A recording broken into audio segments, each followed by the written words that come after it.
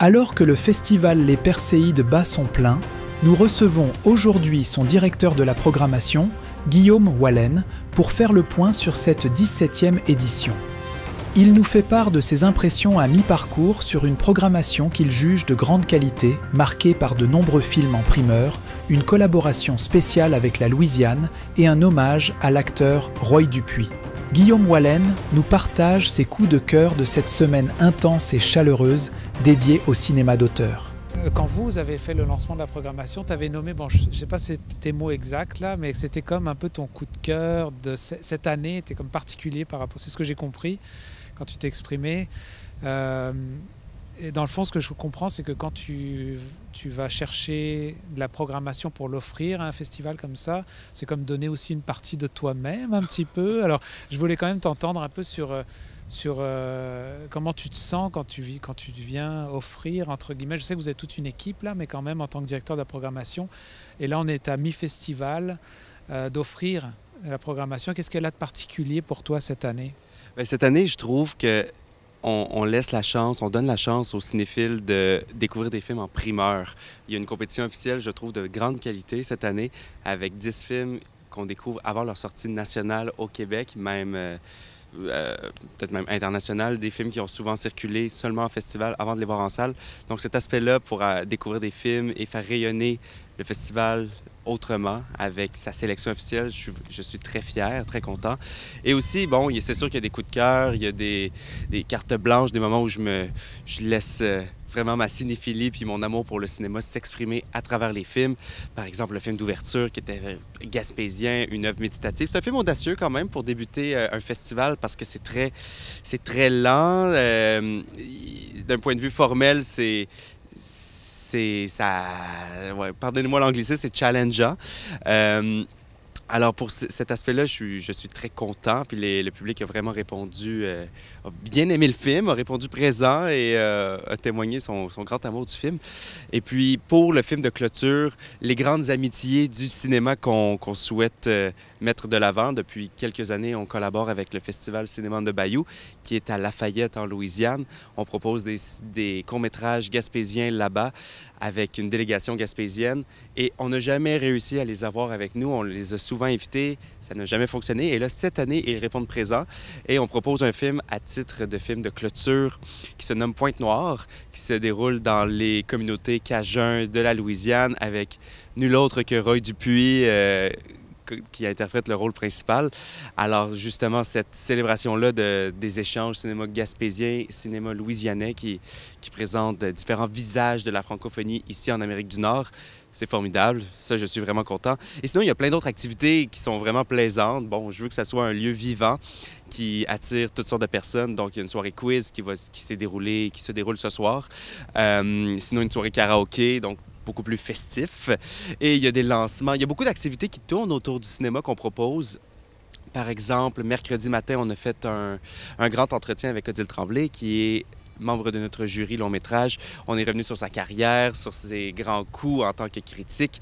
On a lu certaines critiques influentes, fortes de sa plume, de sa carrière avec le Devoir.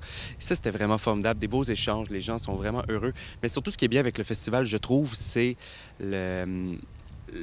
l'aspect chaleureux, l'aspect humain. Il y a des rencontres, il y a beaucoup de rencontres quand même. C'est une petite salle qu'on a, mais lors des échanges, on voit vraiment les cinéphiles avec peut-être des perséides dans les yeux, des étoiles, qui sont très heureux d'être là, puis de découvrir, rencontrer les artistes à proximité.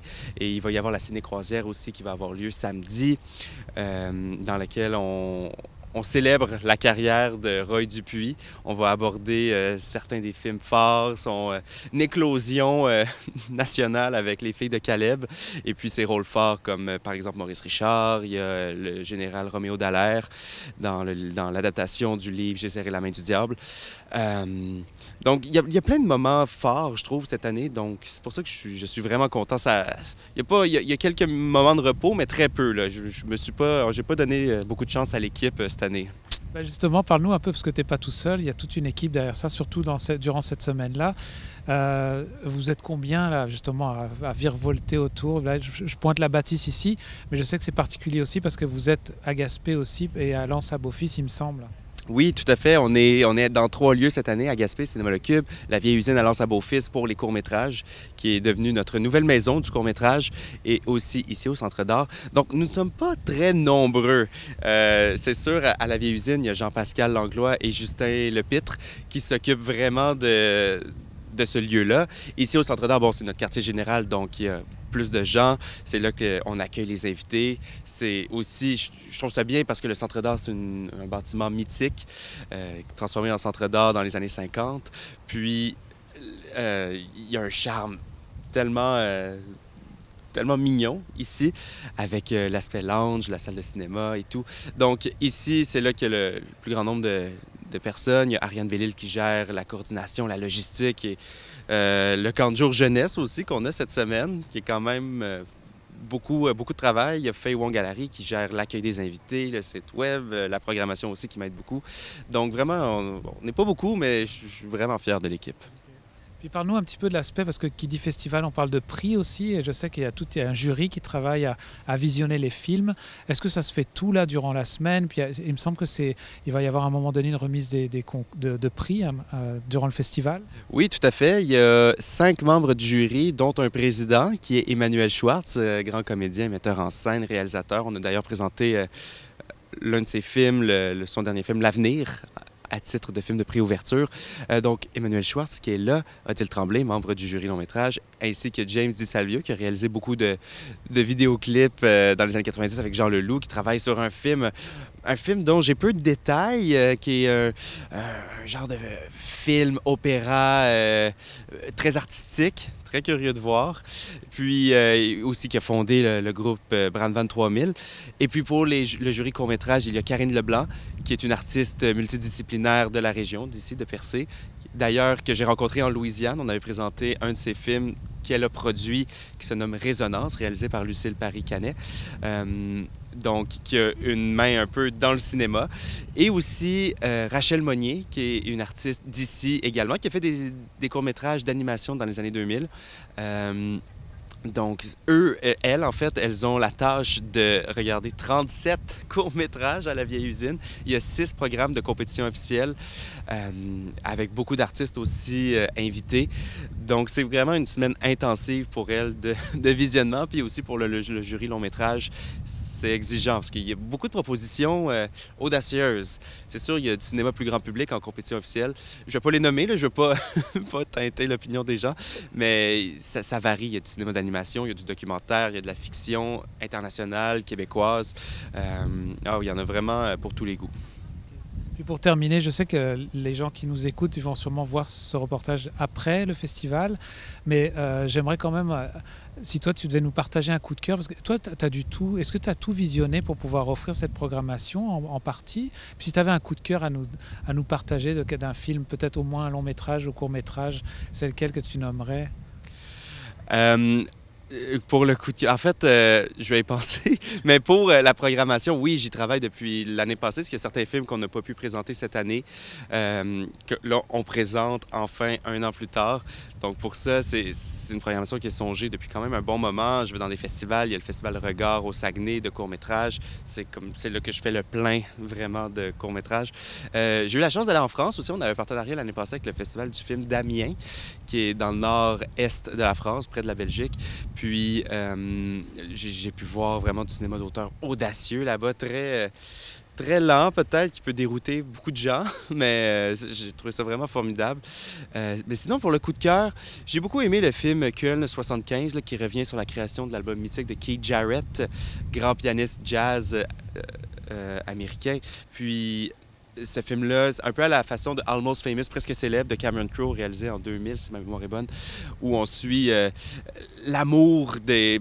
On est à l'envers du décor. Ceux et celles qui font que ces spectacles-là existent. Oui, il y a les artistes, sans eux, ça n'existerait pas, bien sûr, mais il faut quelqu'un pour les faire, ces spectacles-là. Puis c'est aussi nous, ce qu'on fait avec le festival, c'est beaucoup de travail. C'est pas nous qui rayonnent, c'est pas le but, c'est pas pour nous, c'est pour les artistes, mais de voir ça naître, c'est vraiment bien. Puis je pense que le film, on sent vraiment le travail, surtout, il faut beaucoup de détermination. C'est pas facile pour elle, c'est inspiré d'une histoire vraie en plus. Donc ce film-là, j'ai vraiment beaucoup aimé. Il y a eu sa première mondiale à Berlin, à la Berlinale, en février. Et là, le fait de l'avoir ici, c'est formidable. Sinon, Reinas, qui joue en ce moment, au moment où on fait l'entrevue, qui se déroule au Pérou. Deux sœurs qui doivent quitter avec leur mère le pays. Ça se déroule dans les années 90, alors que le pays est en grand tumulte, grande crise sociale, politique avec le Sentier lumineux, le Sendero Luminoso.